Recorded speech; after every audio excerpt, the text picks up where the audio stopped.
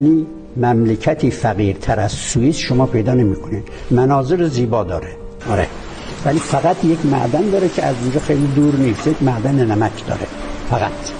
نه نفت داره، نه گاز داره، نه معدن‌های، ولی عقل داره. اتفاقاً مرحوم پدرم اینجا بود تقریباً 30 سال پیش. به بنده گفتن که واقعا خداوند به اینا همه چیز داده. گفتم ولی خداوند به اینا خیلی علف داده ولی عقل داده.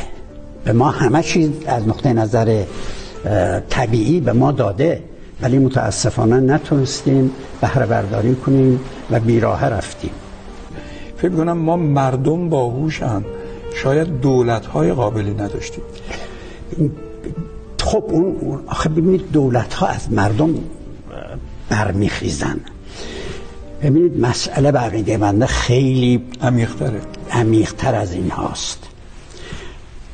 با فرهنگی که داریم و با تربیتی که شدیم، با خرافاتی که هست، اینها باعث عقب افتادگی است، حتی بیشتر از دولت‌ها.